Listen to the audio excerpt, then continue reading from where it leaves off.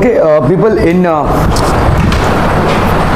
your civics we are going to start with this chapter, post world war political developments. ठीक है, तो आपका world war जब हुआ था तो इसमें कुछ अलाइड कंट्रीज थी और दूसरी कंट्रीज थी जो पावर्स फाइट कर रही थी। तो एक तरफ भाई साहब जर्मनी, इटली, ये सब कंट्रीज थे, और दूसरी तरफ भाई साहब आपका रशिया, ठीक है, आपका क्या कहते हैं, इंग्लैंड, फ्रांस, ये सारी कंट्रीज थी। तो काफ़ी सारा नुकसान हुआ both in terms of property and money as well. So post world war developments क्या क्या हुआ था भाई साहब, we will going to study this. Introduction, first world war, second world war, cold world war, post cold war chapters. ठीक है, so we will see interdependence. ठीक है, all the countries of the world are dependent on each other for one reason और the other.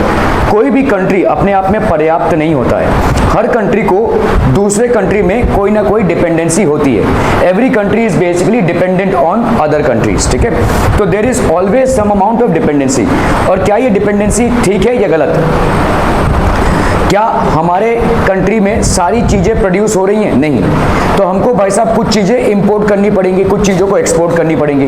We will be exporting certain things and we will be importing certain things. ये हो गई।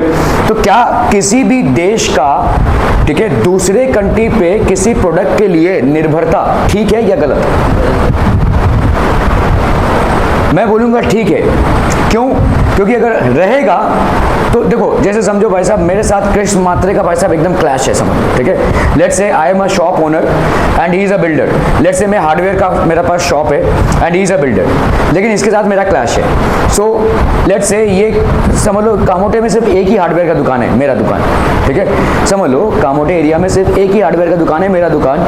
और कृष्ण जो अपना क्या कहते हैं, सीएच मात्रे बेसिकली एक क्या है, बिल्डर है। इस बेसिकली बिल्डिंग्स बनाता है। तो क्या इसको हार्डवेयर की जरूरत पड़ेगी? ऑब्वियसली पड़ेगी। ब्रिक्स जरूरत पड़ेगी, वैसा सीमेंट जरूरत पड़ेगा, पाइप्स जरूरत पड़ेगी, ये तमाम चीज़ों की जरूरत पड़ेगी।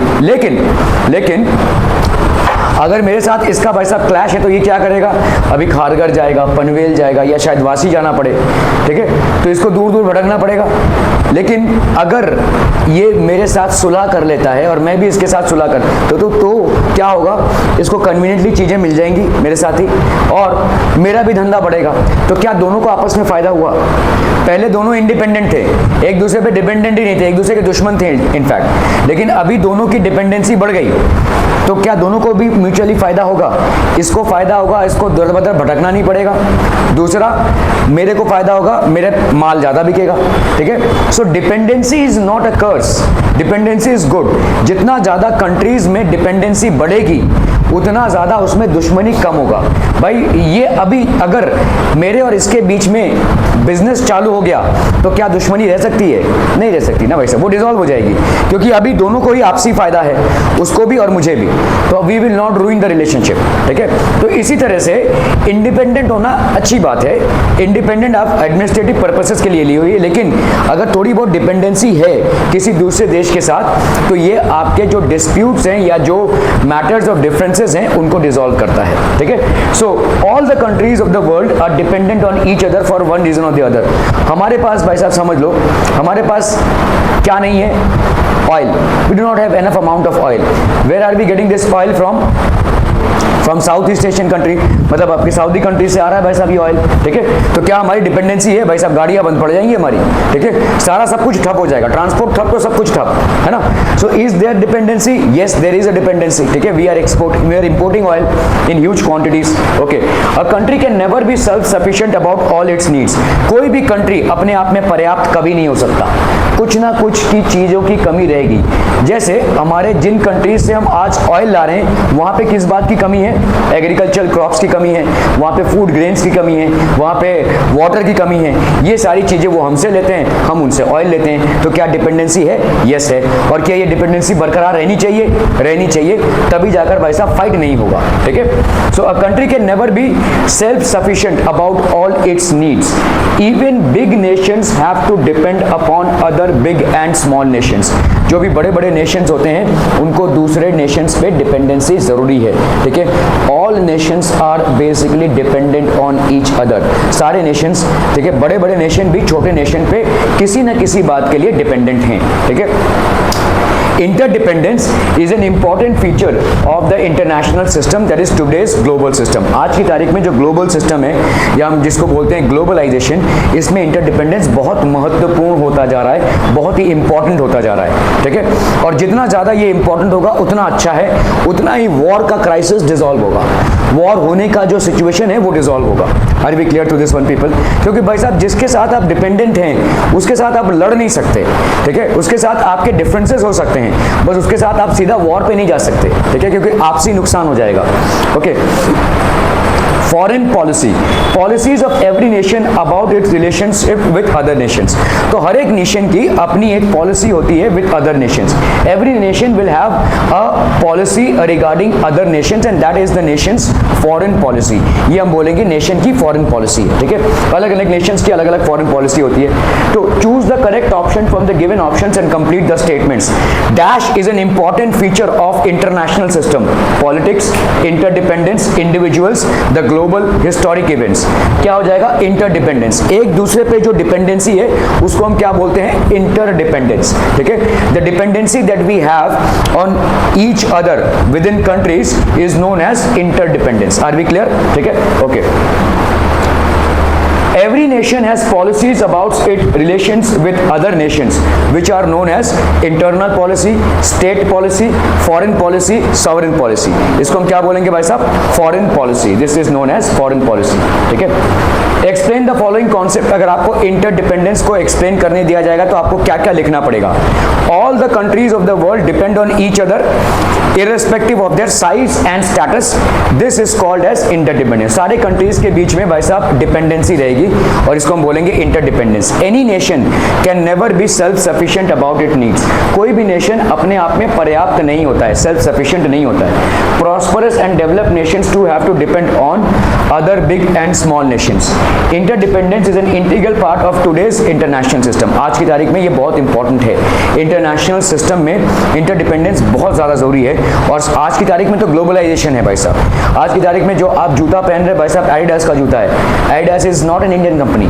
आप जो भाई साहब टूथपेस्ट यूज करें कोलगेट, ठीक है, that is not an Indian company, ठीक है। आपके ऑलमोस्ट 50 to 60% प्रोडक्ट्स जो आप रोजमर्रा के जीवन में इस्तेमाल करते हैं, those are not Indian products. However Indians are getting employment because of those, ठीक है। उनके जो यहाँ पे इंडस्ट्रियल यूनिट्स हैं उन पे इंडियंस काम कर रहे हैं। डिस्ट्रीब्यूटर्स इंडियन है, होलसेलर्स इंडियन है, रिटेलर्स इंडियन है। तो आप तक जिस चैनल से होते हुए वो प्रोडक्ट पहुंच रहा है, all of them is basically generating employment. Globalisation का दौर जब से चालू हुआ है, हमारे बहुत से आर्थिक संकटों से हमको निवारण मिला है, ठीक है। फर्स्ट वर्ल्ड वॉर कभी फॉट हुआ था? 1914 से लेकर 1918 तक। इसमें भी जर्मनी ही मेन था। सेकेंड वर्ल्ड वॉर फाइट हुआ था भाई साहब 1939 से 1945 तक। इसमें भी जर्मनी ही मेन था। In both of these Wars Germany was the main. Fought between 1914 and 1918। इनमें इन्वॉल्व नेशन कौन कौन से थे? अलाइड पावर्स थे। कौन कौन से? Britain, France, Russia and Italy, ठीक है। और लास्ट में अमेरिका ने ज्वाइन किया, ठीक है, अमेरिका ने भी ज्वाइन किया। सेंट्रल पावर्स क्या क्या थी? Germany, Austria Hungary, Bulgaria and Turkey.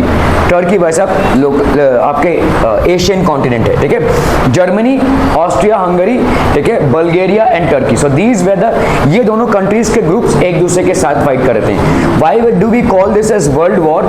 Because it is not a war between two countries, it's basically a war between two groups of countries, ठीक है। और पूरा यूरोप ऑलमोस्ट वॉर पे था। पूरा यूरोप पे इसका इंपैक्ट आया, दूसरे देशों पे भी इसका इंपैक्ट है। कौन से देश? जो भाई साहब यूरोपियन कंट्रीज के अंडर में थे। जैसे हम, we were a part of the British empire. Just because Great Britain was a part of this war, we also had to face severe impacts due to the war, ठीक है, okay. Political impact क्या क्या हुआ भाई साहब आपका? Allied powers, earlier empires in Europe collapse and new nations came into being. तो जितने भी अलाइड पावर्स के अर्लियर नेशंस थे वो कोलैप्स हो गए और अभी नए नेशंस आ गए। जर्मनी के पहले उसको, जर्मनी को प्रूशिया जाना जाता था। प्रूशिया भाई साहब कोलैप्स हो गया और जर्मनी का निर्माण हुआ, ठीक है। So many new powers emerged, ठीक है। Independence movements started in Asian and African colonies. तो ज़्यादा करके सारे इंपेरियलिस्ट नेशंस थे जो हमको रूल कर रहे थे, और इस वर्ल्ड वॉर के चक्कर में सबको समझ में आ गया कि हमको लूटा जा रहा है, and hence everybody demanded complete independence. सब लोग कंप्लीट इंडिपेंडेंस डिमांड करने लगे। League of Nations was established in order to avoid future war. तो फ्यूचर वॉर को अवॉइड करने के लिए भाई साहब लीग ऑफ नेशन एस्टैब्लिश हुआ। लीग ऑफ नेशन से कुछ फायदा नहीं हो पाया। आज की तारीख में यूनाइटेड नेशंस ऑर्गेनाइजेशन है, यूएनओ है, उस टाइम पे लीग ऑफ नेशन एस्टैब्लिश हुआ, लेकिन लीग ऑफ नेशन से कुछ खास फायदा इसलिए नहीं हो पाया क्योंकि लीग ऑफ नेशंस ने ये तो बताया हमको कि वॉर्स नहीं होने चाहिए, और हमको आपसी जो भी चीजें हैं, जो भी हमारा डिफरेंसेस हैं, उनको हम बातचीत के जरिए सुलझा सकते हैं। लेकिन इसके बाद भी अगर कोई वॉर करेगा तो उसके लिए क्या, उसके लिए कोई पनिशमेंट स्कीम नहीं थी। ठीक है, जैसे आज की तारीख में यूएनओ कंट्रीज को पनिश करता है जो लोग वॉर पे जाते हैं बावजूद मना करने के। ठीक है, उनका बॉयकॉट हो जाता है, उनके सारे बिजनेस लिंक्स टूट जाते हैं। जैसे देखिए, अगर रशिया एंड यूक्रेन वॉर जो चल रहा है, बहुत सारे कंट्रीज ने, मोस्टली यूरोपियन कंट्रीज ने रशिया को ब्लैकलिस्ट कर दिया है। ठीक है, रशिया के साथ टाइज तोड़े हैं, तो ये सब होगा, पनिशमेंट स्कीम है। ठीक है, if any country goes into war. So league of Nations was established in order to avoid future wars. Autocratic rules emerged in Germany, Italy and Spain. Autocratic rules मतलब यहाँ पे हिटलर का emergence हुआ। ठीक है, ऑटोक्रेटिक रूल्स बेसिकली, तो government का form change हुआ। इकोनॉमिक इंपैक्ट क्या हो गया भाई साहब, वॉर हुआ है तो वॉर में भाई साहब सबकी भाई साहब इकोनॉमिक स्थिति तंग हो जाएगी। ठीक है, so all the countries suffered huge economic losses. There was a tremendous loss of property and life. बहुत सारा प्रॉपर्टी और लाइफ का भाई साहब लॉस हुआ। ठीक है, all of them suffered tremendous losses. The economies of losing as well as victorious countries collapsed. तो भाई साहब कंट्रीज के इकोनॉमीज कोलैप्स करने लगे। ठीक है, सब भाई साहब आर्थिक ढांचा जो है वो गिरने लगा क्योंकि बहुत हाई एक्सपेंडिचर हुआ था वॉर्स में, ट्रूप्स में, बंदूकों में, बम में, ठीक है, कैनन बॉल्स में, ये सारी चीजों में बहुत ज्यादा खर्चा हुआ था और डिस्ट्रक्शन भी हुआ था ऑब्वियसली। ठीक है, the countries which were not involve in the war were impacted as well. तो जैसे हमने देखा कि India was not a direct participant of the war, but since India was a part of the Great Britain Empire and since Britain has participated in the war, India was also impacted. India में भी भाई साहब उसका असर देखने को मिला। ठीक है, क्लियर है। International organisation established after the war. तो कौन सा ऑर्गेनाइजेशन एस्टैब्लिश हुआ था भाई साहब, League of Nations. Second world war, League of Nations भाई साहब सेकेंड वर्ल्ड वॉर को नहीं रोक पाया। ठीक है, उसके बाद ही आपका बना United Nations Organisation, United Nations Organisation was form. तो सेकेंड वर्ल्ड वॉर कब से कब के बीच में फाइट हुआ भाई साहब, 1939 से 1945 तक। और इसमें कौन कौन से पावर्स इन्वॉल्व थे, एलाइड पावर्स, अगेन वही सेम पावर्स हैं, देखो Britain, France and Soviet Russia, और आपके इंडिया और चाइना भी आ गया भाई साहब। इंडिया ऑल्सो डायरेक्ट पार्टिसिपेंट नहीं था सिद्धि, India was, अरे mummy, India was not a direct participant and China was also not a direct participant. ये अलाइड पावर्स हो गए, अमेरिका एंड कनाडा। ठीक है, तो ये सब के वजह से ऑस्ट्रेलिया, न्यूजीलैंड, ये सब अलाइड पावर्स थे। ठीक है, अलाइड पावर्स क्यों गिना जा रहा है, क्योंकि India was at that point of time a part of Great Britain. ठीक है, and most of these were colonial countries. Axis powers कौन कौन से थे भाई साहब, Germany, Italy and Japan. America played a major role in the Second World War. Why? Because America dropped the 2 bombs in Japan. Hiroshima और Nagasaki में 2 bombs drop किए थे अमेरिका ने। ठीक है, और तभी जाकर वॉर एंड हुआ था। ठीक है, so America had a major role to play. और ये अमेरिका ने क्यों किया, अमेरिका ने बदला लिया। जापान ने भी उनका पर्ल हार्बर जो था उसको उड़ा दिया था। Pearl Harbor was basically one of the biggest naval basis. ठीक है, नेवी का बेस था वो। ठीक है, उसको पूरा पूरा उड़ा दिया था, तहस नहस कर दिया था जापान ने। उसी के रिटेलिएशन में अमेरिका ने भाई साहब इनके 2 सिटीज पे हाइड्रोजन बॉम्ब्स गिराए। ठीक है, एटॉमिक वेपन्स यूज हुए। ठीक है, America played a major role in the second world war. In order to end the war it drop 2 nuclear weapons on the 2 cities of Japan, that is Hiroshima and Nagasaki, on the 6th and 9th of August 1945, and it completely destroyed the 2 cities. ठीक है, और बहुत दिनों तक ये भाई साहब तबाही मचती रही। ठीक है, इकोनॉमिक इंपैक्ट क्या हुआ भाई साहब? The second world war was more destructive than the first world war. Second world war ज्यादा डिस्ट्रक्टिव साबित हुआ फर्स्ट वर्ल्ड वॉर से, क्योंकि ये न्यूक्लियर वेपन्स का यूज हो गया यहाँ पे, ठीक है, एटॉमिक बॉम्ब्स का यूज हुआ था। The countries taking part in it faced an economic crisis. तो जितने भी लोग भाई साहब सेकेंड वर्ल्ड वॉर में इन्वॉल्व थे, दे faced a severe economic crisis, ठीक है, आर्थिक संगति से सबको भाई साहब गुजरना पड़ा। International organisation established after the war. तो कौन सा इंटरनेशनल ऑर्गेनाइजेशन? तो which international organisation for peace was established after the first world war? चरायू ध्यान ही नहीं है, कैसे रहेगा भाई साहब? काव्या, क्वेश्चन भी पूछा था अभी, आप बताइए, which international organisation was formed after the first world war? एकदम इजी चीजें पूछ रहा हूं भाई साहब। League of Nations. Which international organisation was formed after the second world war? तुम लोग का बिल्कुल भी ध्यान नहीं है, तुम लोग टाइम पास के लिए यहाँ पे आते हो भाई साहब, एकदम ये मतलब 100% है, कैसे भी करके पढ़ा लो। आपका चाहे साइंस बोलो, चाहे मैथ्स बोलो, चाहे हिस्ट्री बोलो, your output is going to remain the same. Rakshabandhan मनाने के लिए आपको 2 दिन लग जाते हैं भाई साहब, बाकी क्या पढ़ाई क्या खाक करेंगे आप? हाँ, एक ऐसा फेस्टिवल जो 10 मिनट में निपट सकता है, उसको मनाने में आपके 2 दिन चले जाते हैं। क्या करते हैं रक्षाबंधन में? आरती हो गया, वैसे कितने कितने कितने कितने समय का कार्यक्रम होगा ये? हार्डली आधा घंटा, 1 घंटा, उसमें पूरा दिन लग जाता है आपका। यहाँ पे आना आपका लिए क्राइम हो गया। हाँ, सीरियसली, स्कॉलर्स हैं आप लोग, स्टूडेंट्स हैं। एक बहुत ही करप्टेड सोसाइटी का निर्माण हो रहा है और बहुत साइलेंटली हो रहा है। इस चीज़ का एहसास भी हम नहीं कर सकते हैं, बहुत ही साइलेंटली हो रहा है ये चीज़। मैं जिस ऑफिस में काम करता था, मेरे अंडर में 40 लोग थे और 40 लोग, ठीक है, और यूएस क्लाइंट्स के लिए हम काम करते थे basically. We use to work for US clients. और यूएस या यूरोपियन कंट्रीज़ में एक ही फेस्टिवल होता है 25 दिसंबर। उन लोग भी लीव्स लेते हैं, ऐसा नहीं कि वो लीव्स नहीं लेते हैं, लेकिन उनके यहाँ एक ही फेस्टिवल होता है 25 दिसंबर।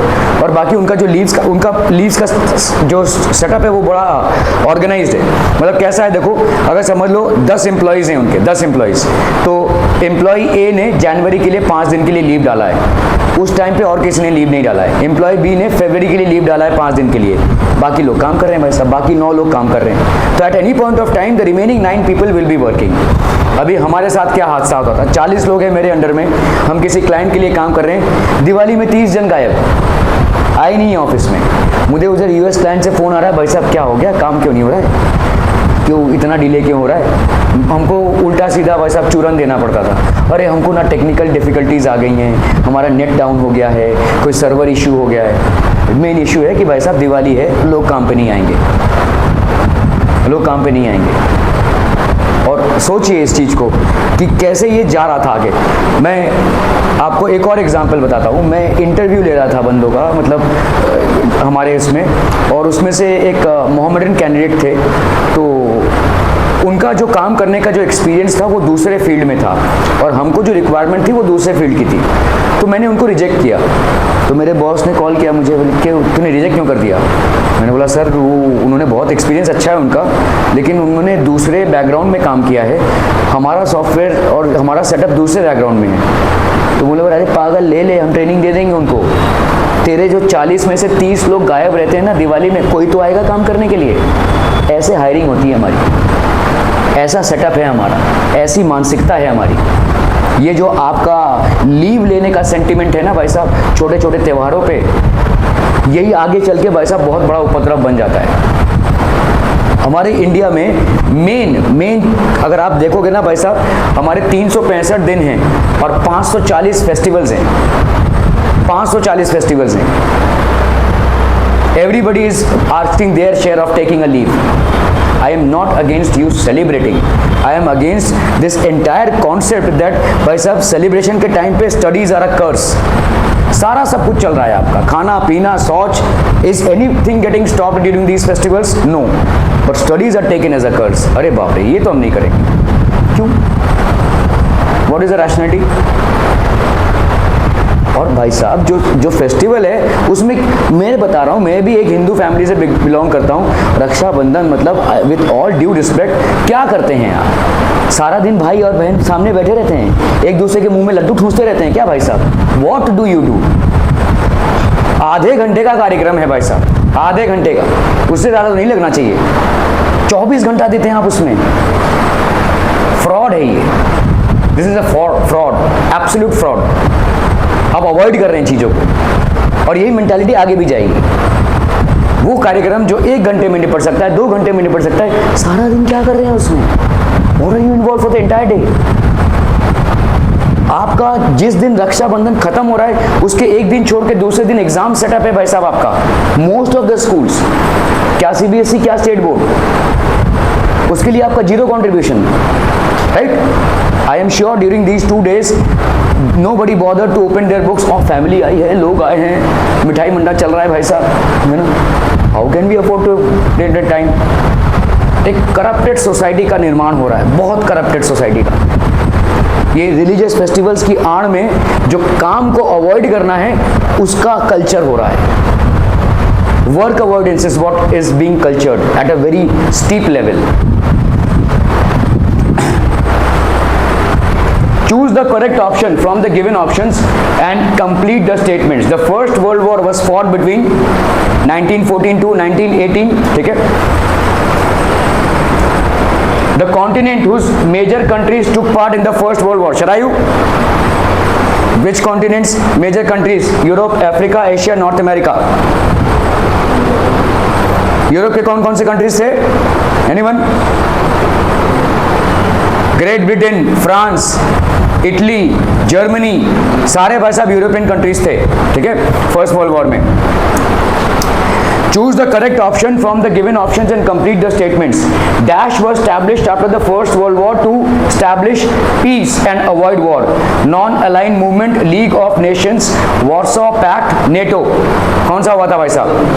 हाँ, लीग ऑफ नेशंस। और लीग ऑफ नेशंस बहुत बुरी तरह से फेल हो गया, वो वर्ल्ड पीस को स्टैब्लिश नहीं कर पाया, जिसके वजह से क्या हुआ, फिर से वर्ल्ड वॉर हुआ। ठीक है।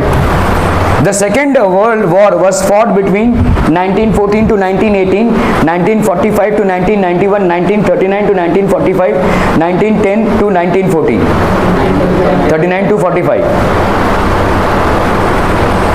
Choose the correct option from the given options and complete the statements. In order to end the war, America dropped 2 nuclear weapons on Hiroshima and Nagasaki on the 6th and 9th of बोल रहा हूँ ना, retaining power 0 है। अब बताइए, अब भी पढ़ा भाई साहब, अब भी पढ़ा, जस्ट नाउ, अगस्त। ठीक है, 6th and 9th of August, it was dropped on 6th and 9th of August, कभी 1945। 1945 देखो, 1939 से 1945 तक सेकेंड वर्ल्ड वॉर चला, और 1945 में ये एंड हुआ। ठीक है, with the dropping of these 2 bombs. ठीक है। State whether the following statements are true or false. Give reasons for your answer. The League of Nations was established after the First World War. True or false?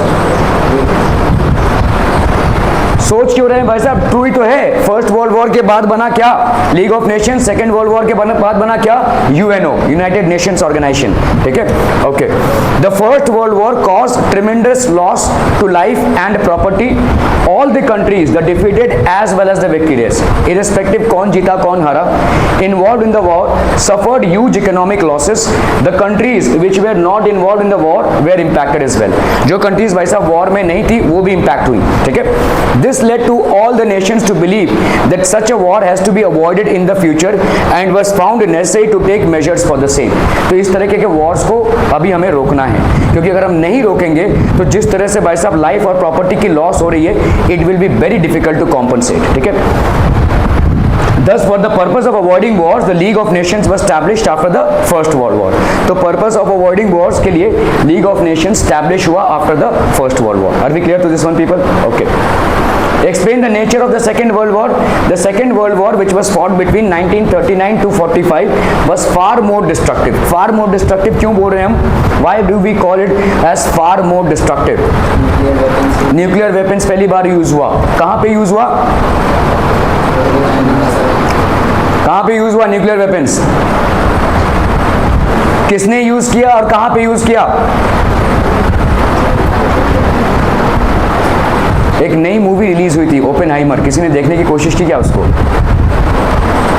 Big boss से फुर्सत मिल जाए हमको, है ना, तब देखेंगे हम इसे। ओपेनहाइमर में बेसिकली पूरी स्टोरी है कैसे ये बॉम्ब्स को डिज़ाइन किया गया था and when was it drop, ठीक है, ये सारा चीज़ है।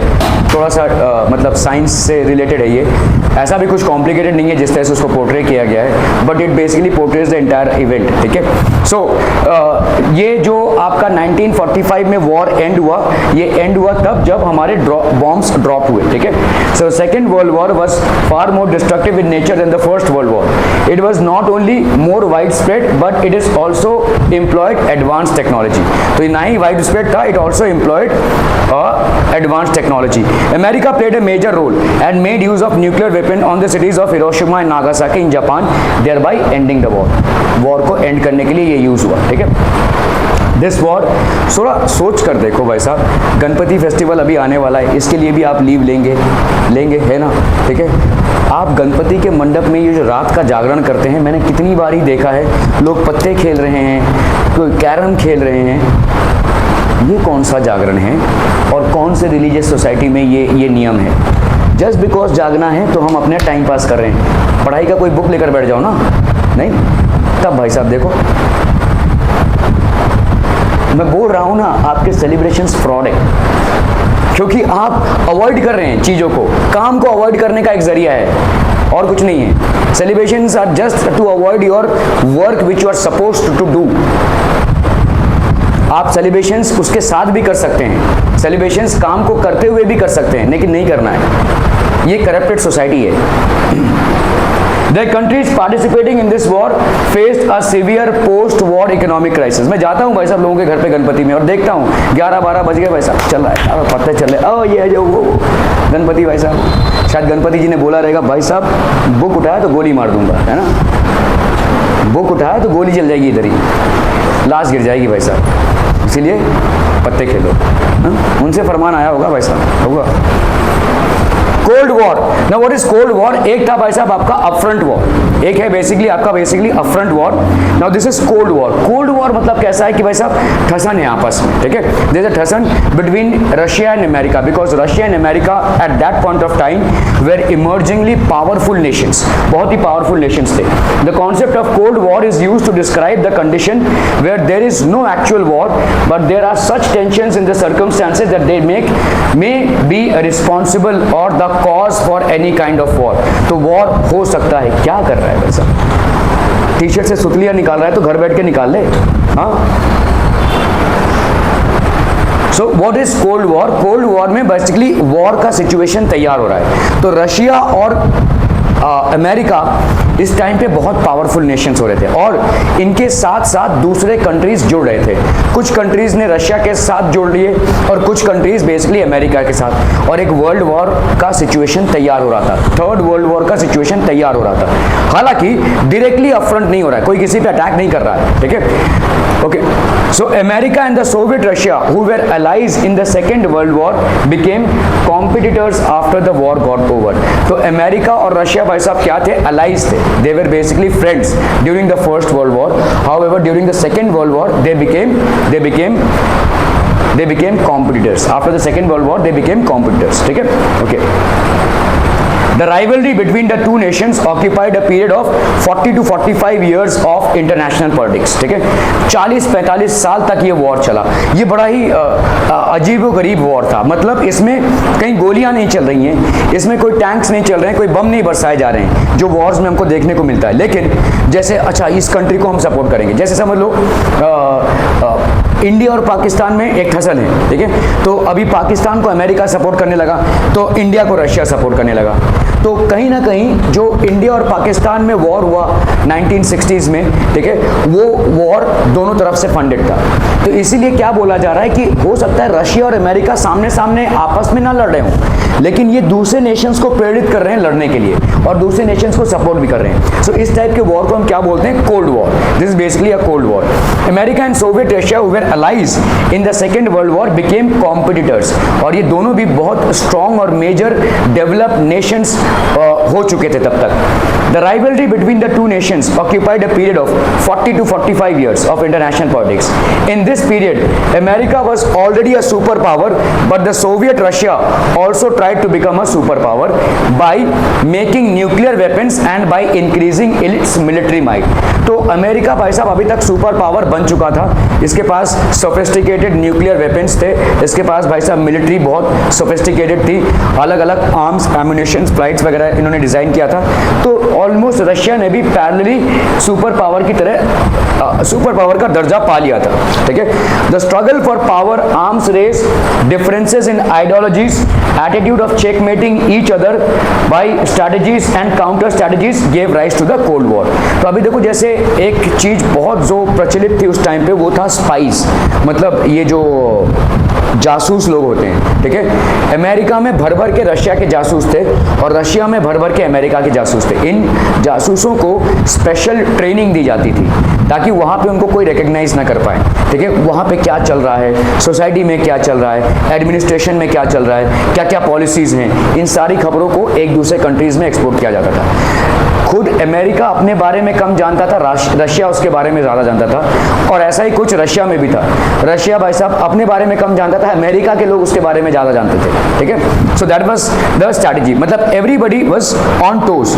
कभी भी भाई साहब कुछ भी हो सकता है, बॉम्ब का सिचुएशन कभी भी ड्रॉप हो सकता है, कभी भी भाई साहब वॉर छिड़ सकता है। तो वीवर मतलब ऐसा है कि जैसे पटाखे रखे हुए हैं, कोई चिंगारी लगा दे, ठीक है, ऐसा सिचुएशन, एक्सप्लोसिव सिचुएशन था। So what were the effects? Creation of military organizations, the respective super powers. What were the two super powers that we had? Two super powers in cold war. देखो अब भी भाई साहब 2 second नहीं हुआ, मैंने बोला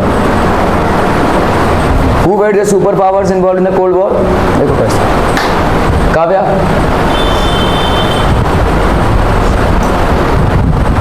अब भी तो डिस्कस किया भाई साहब। Who were the two super powers? Soviet Russia and America, अभी तो डिस्कस किया। America and Soviet Russia, Russia and America, इन दोनों के बीच में कोल्ड वॉर था। Come on people. Effects of Cold War, creation of military organizations. The respective superpowers took up the responsibility of the security of the countries, joining the military organizations led by them. ठीक है? NATO, the North Atlantic Treaty Organization, was a military organization under the dominance of America. तो NATO आज भी है, ठीक है? ये North Atlantic Treaty Organization है, was a military organization under the dominance of America. तो अमेरिका ने इसको क्रिएट किया था। अभी हाल ही में जब रशिया यूक्रेन वॉर हो रहा था, ठीक है, तो नेटो ने अमेरिका को सपोर्ट किया, ठीक है, एंड बेसिकली रशिया को सपोर्ट नहीं किया, ठीक है। So NATO, North Atlantic Treaty, actually Ukraine ने नेटो को ज्वाइन करके रखा है। North Atlantic treaty organisation was a military organisation under the dominance of America. Warsaw pact was a military organisation under the command of Soviet Russia, ठीक है। तो ये दोनों चीजें थी। वॉर्सो पैक्ट वाज, तो दोनों की मिलिट्री ऑर्गेनाइजेशन तैयार हो चुकी थी। Warsaw pact was a military organisation under the command of Soviet Russia, and NATO, that is north aligned treaty organization, north Atlantic treaty organisation was a military organisation under the dominance of America, ठीक है। एक भाई साहब America के dominance में था और एक भाई साहब सोवियत रशिया के। Bipolarisation of the world, division of the nations of the world in two groups is called bipolarisation. तो भाई साहब अमेरिका और रशिया दो ग्रुप्स में ये डिवाइड हो चुका था, बाइपोलराइजेशन ऑफ द वर्ल्ड, क्योंकि ये दोनों बहुत बड़े सुपर पावर्स की तरह इमर्ज कर रहे थे, ठीक है। So the scope of cold war increase, तो धीरे धीरे भाई साहब स्कोप कोल्ड वॉर का बढ़ता जा रहा था, ठीक है। So what was the organization establish by America, उसका नाम क्या था? हाँ, नेटो। और नेटो का full form north Atlantic. And what was the military organization established by Russia? Warsaw pact. भाई साहब और हिस्ट्री को कैसे नाच गा के पढ़ाएं, ये ऐसे ही है history, that is how you have to study it. Warsaw pact, okay. Arms race, मैं कोई लेंदी आंसर्स थोड़ी पूछ रहा हूँ, अभी जो पढ़ा है उसके बारे में तो पूछ रहा हूँ आपसे। I am not asking a 5 और 6 पेजेस का आंसर या 5 और 6 लाइन्स का आंसर, जस्ट अ 1 सेंटेंस और 1 word answer. The superpowers started producing arms on a large scale to outsmart each other. This resulted, तो भाई साहब ये रशिया भी और अमेरिका भी भाई साहब बहुत बड़ी तादाद में आर्म्स मैन्युफैक्चर करने लगा. और आर्म्स क्यों मैन्युफैक्चर कर रहे हैं? क्योंकि दोनों भाई साहब डर रहे हैं एक दूसरे से कि ये पहले अटैक ना कर दे, ये पहले अटैक ना कर दे. तो देश का काफी सारा पैसा इन आर्म्स को मैन्युफैक्चरिंग करने में जा रहा था rather than development. This resulted in a rivalry to make more destructive weapons and to acquire the technology required for the same. तो आपसी ठसन है भाई साहब, ठीक है. दोनों भी बहुत मेहनत कर रहे हैं to make sophisticated weapons to launch an attack, ठीक है, to make sophisticated weapons to launch an attack. Both the superpowers realized that the arms race may endanger international peace. Efforts towards arms control and disarmament also happened during this period, ठीक है. तो इसीलिए देखो कोई दो countries हैं, इन्होंने भाई साहब पीस है दोनों के बीच में, अभी अचानक से ये ज़्यादा आर्म्स प्रोड्यूस कर रहा है, बहुत सारे सोफिस्टिकेटेड आर्म्स बना रहा है. तो इसको भी क्या लगेगा, ये कभी भी अटैक कर सकता, तो मैं भी बनाऊँ, है ना. I will also manufacture arms and. तो ये भाई साहब दोनों बना रहे. एक टाइम आएगा भाई साहब इतने आर्म्स प्रोड्यूस हो जाएंगे कि इनका यूज़ ही नहीं हो रहा है, तब कैसे यूज़ करें, वॉर करें. तो जितना भी आप आर्म्स मैन्युफैक्चरिंग ज़्यादा करेंगे उतना ही uncertainty in the relationship between the countries will be impacted, ठीक है. उतना ही ज़्यादा relationship between countries will be impacted, ठीक है.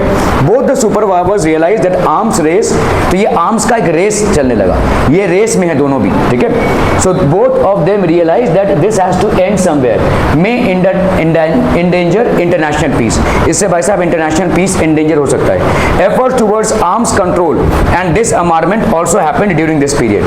Creation of regional organizations. Developing nations created regional organizations to ensure mutual cooperation in the context of superpower rivalry. ठीक है. तो जितने भी डेवलपिंग नेशंस हैं, दे रीजनल ऑर्गेनाइजेशन, दे ensured mutual cooperation, एक दूसरे में mutual cooperation in the context of super power rivalry. तो जो डेवलपिंग नेशन थे, मतलब जो डेवलप हो रहे थे, रशिया और अमेरिका को छोड़कर जो दूसरे कंट्रीज थे, they started to have a mutual cooperation. लोग देख रहे हैं भाई साहब ये बड़े बड़े पावर्स तो आपस में लगे हुए हैं, हम ना डिस्ट्रक्ट हो जाएं, तो लेट्स फॉर्म एन ऑर्गेनाइजेशन, ठीक है. They felt that economic development was more important. Rather than going on a war and destructing each other, we would rather go for economic development. ऐसा उन्होंने चुना, ठीक है. European countries came together and formed the European Economic Community, while the Southeast Asian countries established the Association of Southeast Asian Nations. ठीक है. Southeast Asian Nations का association establish हुआ और यूरोपियन कंट्रीज ने क्या स्टैब्लिश किया, European economic community. European countries अभी involve नहीं है क्योंकि इन्होंने वर्ल्ड वॉर का तमाशा देख चुका है, ठीक है. दे हैव ऑलरेडी सीन, और दो बार हो चुका है. तो इसीलिए अभी रशिया और अमेरिका में दोनों भी कोई किसी साइड नहीं जा रहा है. They form their own European economic community, जिसको EEC भी बोलते हैं. While the south East Asian countries, जो जिसमें इंडिया भी आता है, they form the association of south East Asian Nations, जिसको हम एशियन भी बोलते हैं, ठीक है. Non aligned movement. Some countries were of the view to join the superpower struggle and hence they stayed out of bipolarization rivalry. तो भाई साहब बाकी कंट्रीज ने बोला कि नहीं, हमको इसमें नहीं पढ़ना है, we will stay out of the bipolarization rivalry. ये जो rivalry है, ठीक है, अमेरिका और रशिया में, we will stay away from that, ठीक है, इससे हम दूर रहेंगे. This policy is known as non-alignment.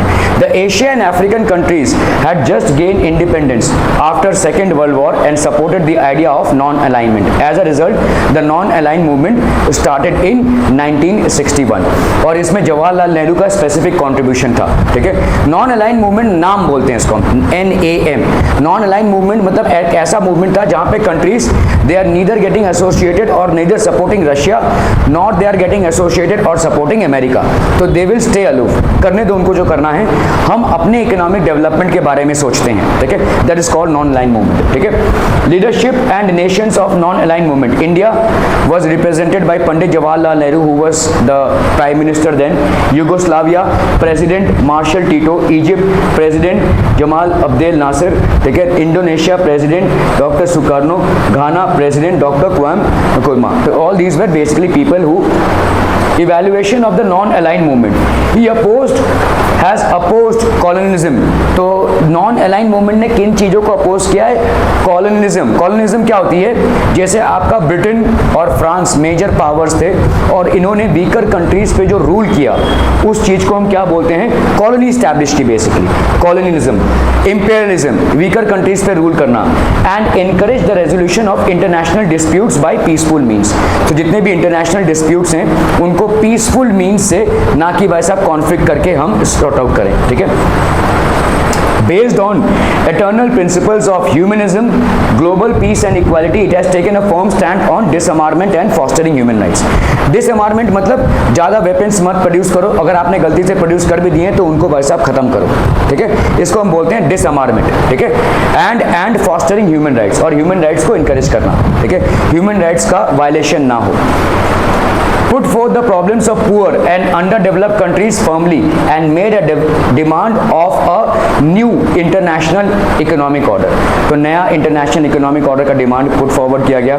Inspired the less developed countries, ये नेटो कर रही है बेसिकली, ठीक है। तो जितने भी लेस डेवलप्ड कंट्रीज थे इनको इन्होंने इंस्पायर किया to come together and give these countries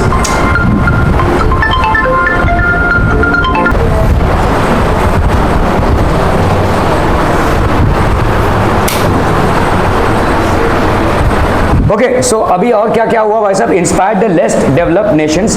तो नेटो क्या कर रही है भाई साहब? जो लेसर डेवलप या वीकर नेशंस है उसको इंस्पायर कर रही है कि चलिए आइए सामने और let's impart some confidence to assert themselves with self respect in international politics, ठीक है।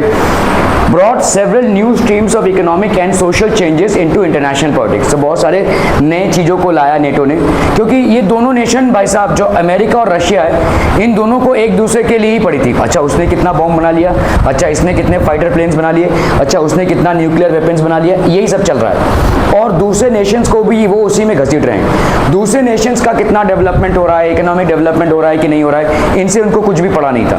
क्लियर है, समझ में आ रहा है? तो इसलिए नेटो ने ये उत्तरदायित्व लिया, नेटो ने एक ऑर्गेनाइजेशन फॉर्म किया और इन सारी चीज़ों को कवर करने की कोशिश की जिनको बड़े बड़े सुपर पावर्स और अदर अमेरिका और रशिया जिसको डिनाई कर रहे थे और जिसको कोई हेल्प भी नहीं दे रहे थे, ठीक है।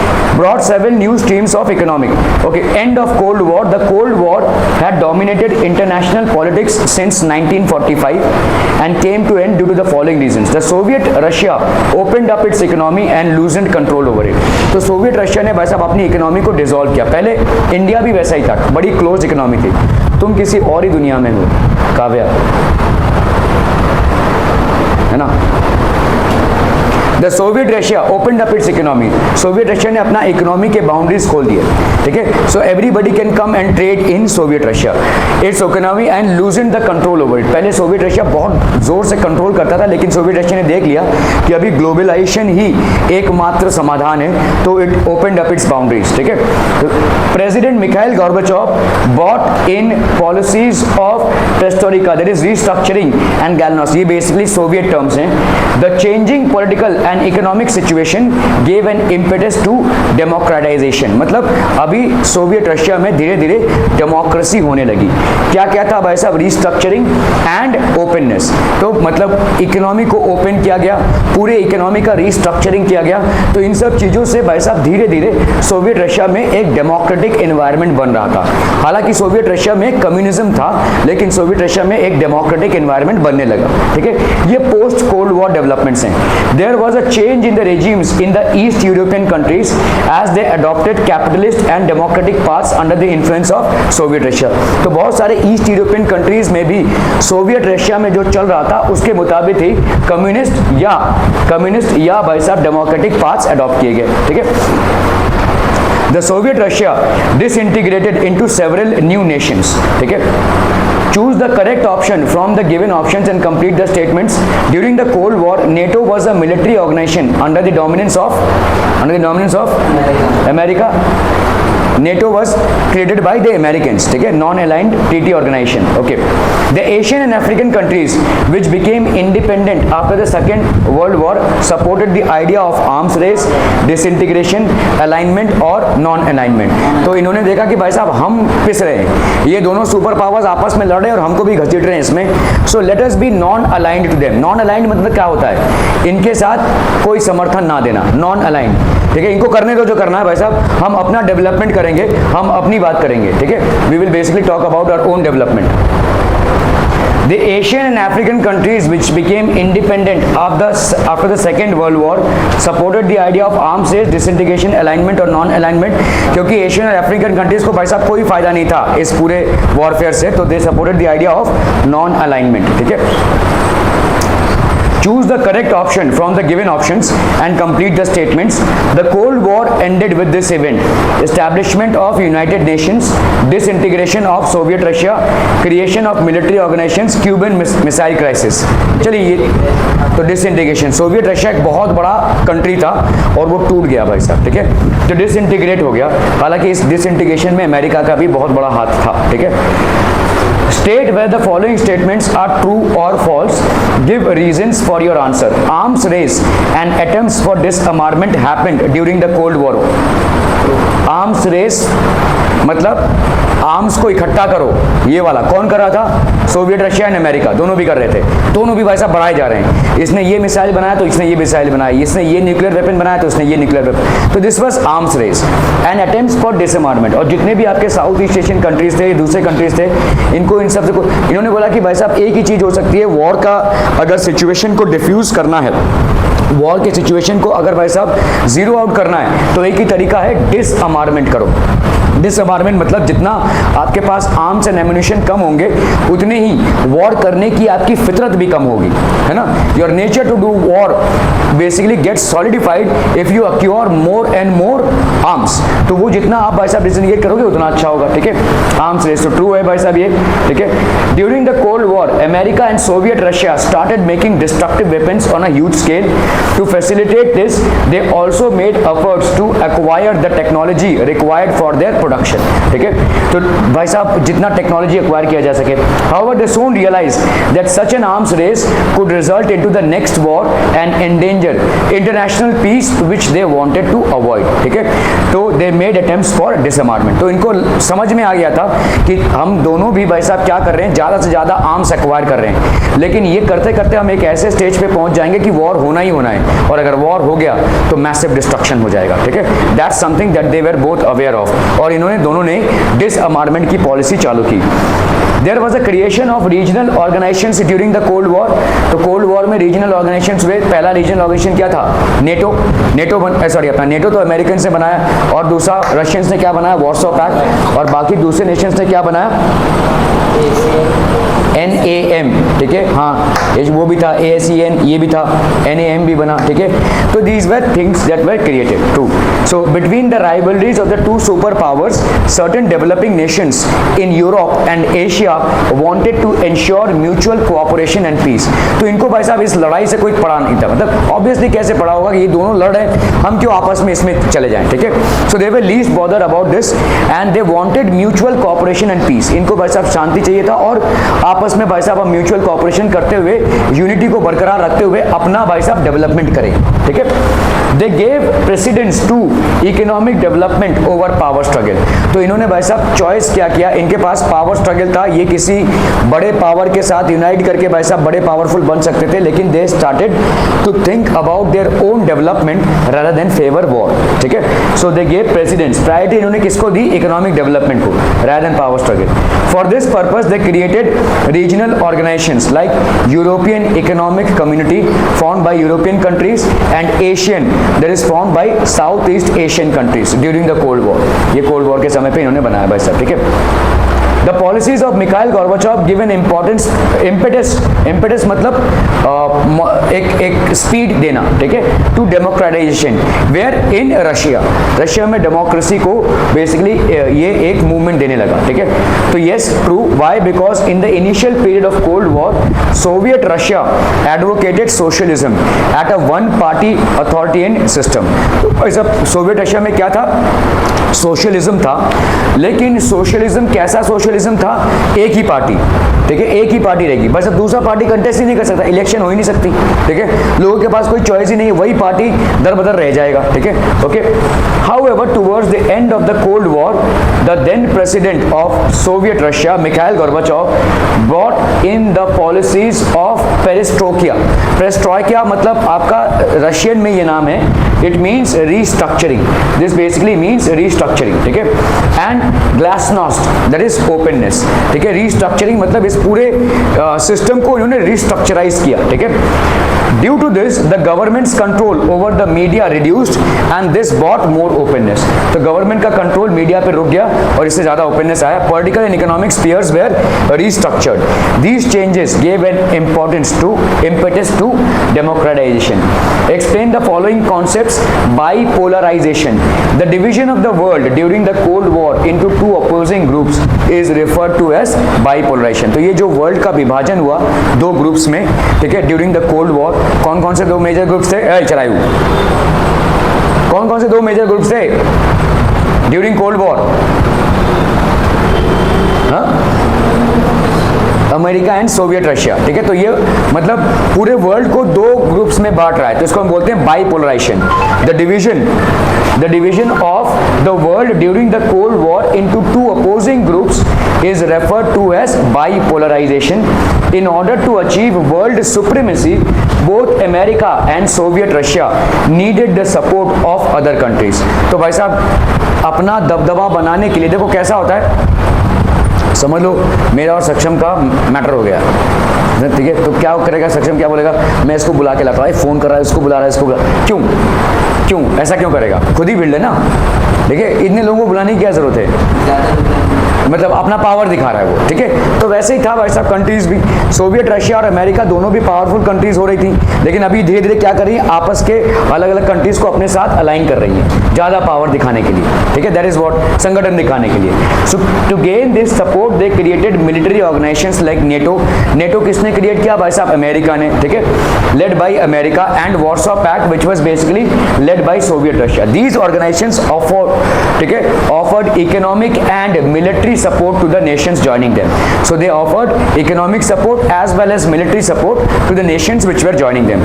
Hence most countries of the world joined either of the two superpower blocks. तो ज्यादा करके सारे कंट्रीज ने इन दोनों में से किसी एक सुपर पावर ब्लॉक को ज्वाइन किया, ठीक है? They joined it. Due to bipolarization, the scope of Cold War increased and the sphere of tension spread. तो अभी क्या होने लगा? बाइपोलराइजेशन होने लगा. बाइपोलराइजेशन मतलब क्या हो रहा है? कुछ कंट्रीज इसको ज्वाइन कर रही है, कुछ कंट्रीज इनको ज्वाइन कर रही है, मतलब ये और पावरफुल होते जा रहे हैं. तो इससे क्या हो रहा है? वर्ल्ड और ज्यादा डिवाइडेड होता जा रहा है, मतलब आपके थर्ड वर्ल्ड वॉर की सिचुएशन और ज्यादा स्ट्रांग होती जा रही है, more stronger, it is becoming stronger day by day, ठीक है? कह रहे explain the following concepts. Non alignment, तो कुछ कंट्रीज ने चूज किया कि neither they will support Russia nor they will support America. They chose while there was bipolarization of the world, some countries were of the view not to join the superpower struggle and hence they stayed out of the bipolarization rivalry, ठीक है? This policy is known as the non alignment. नाम तुमको support करेंगे, नाम तुमको support, लड़ो मरो भाई साहब, मेरे को क्या करना है, ठीक है? तो ये भाई साहब उन्होंने चूज किया नॉन अलाइनमेंट. नॉन अलाइनमेंट मतलब ये किसी के साथ अलाइन नहीं हो रहे. दीज सुपर पावर्स में से किसी के साथ भी ये कंट्रीज अलाइन नहीं हो रहे, ठीक है? ये डेवलपिंग कंट्रीज थे, इनकी खुद की बहुत सारी समस्याएं हैं, ये कि इनके साथ क्या अलाइन होकर और अपने समस्याओं को बढ़ाएं, ठीक है? Non alignment was an important movement during the cold war. The Asian and African countries had just gained independence after second world war and supported the idea of non alignment, ठीक है? तो एशियन एंड अफ्रीकन कंट्रीज ने just independence उनको मिला था भाई साहब, किसके बाद? सेकेंड वर्ल्ड वॉर के बाद, and supported the idea of non alignment, और नॉन अलाइनमेंट के आइडिया को उन्होंने सपोर्ट किया. As a result the non align movement started in 1961. तो ये नॉन अलाइन मूवमेंट भाई साहब 1961 में स्टार्ट हुआ. It was led by different leaders from different countries. These leaders were as mentioned below. Pandit Jawaharlal Nehru who was basically the Prime Minister of India, Marshal Tito, President of Yugoslavia, Gamal Abdel Nasser, he was the President of Egypt, Dr. Sukarno, who was the President of Indonesia, and Dr. Kwame Nkrumah, who was basically the President of Ghana. तो ये सारे जो countries हैं, India, Yugoslavia, Egypt, Indonesia and गाना, they made the non-aligned movement, ठीक है? They basically formed the non-aligned movement, and इसका primary purpose क्या था? इस वॉर को अपोज करना, ठीक है? ये जो कोल्ड वॉर दो कंट्रीज के बीच में चल रहा है, इसको अपोज करना इसका मेन पर्पस था, ठीक है? हाँ, तू टाइम ही देख भाई साहब, टाइम ही देखते रहे. कंट्री भाई साहब military organization created during the cold war, तो अमेरिका ने कौन सा मिलिट्री ऑर्गेनाइजेशन क्रिएट किया था भाई साहब, नेटो, ठीक है, और सोवियत रशिया ने कौन सा मिलिट्री ऑर्गेनाइजेशन क्रिएट किया, वॉर्सो पैक्ट, ठीक है। What major changes occurred in the global politics after the end of the Cold World War? ठीक है, the Cold War ended with the disintegration. Disintegration मतलब टूट जाना, रशिया टूट गया, and democratization मतलब democracy established हुई of Soviet Russia that was once a superpower. The following major changes occurred in the global politics after the end of the Cold War. America remained the only superpower in world politics. तो भाई साहब Russia तो अभी रहा नहीं, तो America ही एक super power रह गया।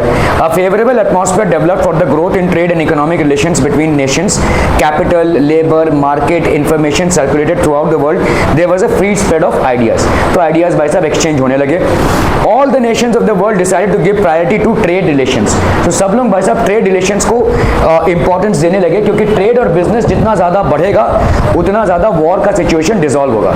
The concept of giving aid to the nations fell behind, ठीक है, तो जो concept था giving aid to nations fell behind. The concept of referring a country which was opposed to another changed from enemy nation to rival nation, ठीक है। There was increase in the responsibility of the United Nations as it was now required to take more concrete steps for maintaining global peace.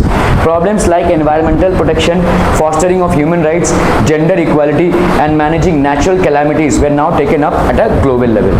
तो ये सारी चीजें भाई साहब बहुत major changes हो गई, ठीक है, during the cold war. Okay, thank you so much for your valuable time today.